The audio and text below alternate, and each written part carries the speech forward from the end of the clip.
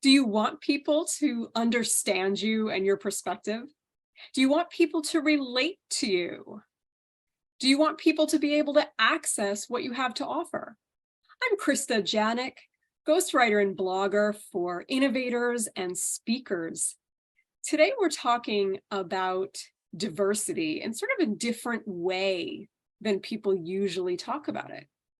When we want people to understand and relate to us, and when we want them to be able to access what we have to offer, let's consider these 3 questions. Number 1, how will people of different backgrounds and experiences interpret what we say, regardless of what we actually mean? And that's the hard part, right? If you're not sure, ask the audience. Why? Because when people get a different unintended meaning, especially one that leads them to feel alienated, then our real message is lost on them. We don't want that. 2, who do you want to attract and why? In business, we get to choose our intended audience.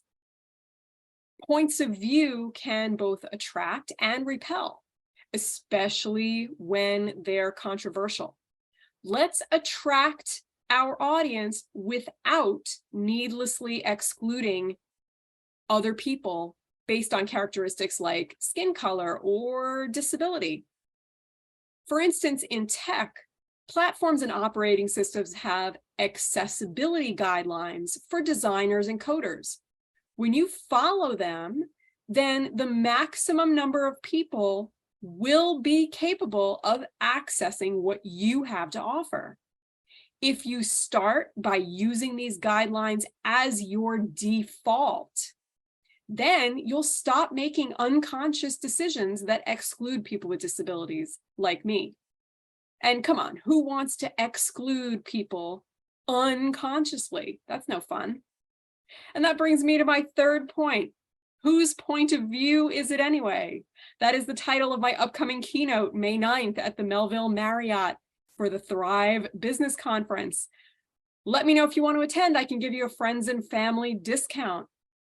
The short answer to my question, whose point of view is it anyway? The point of view that your audience cares about, whether it's an audience of 1 or an audience of many.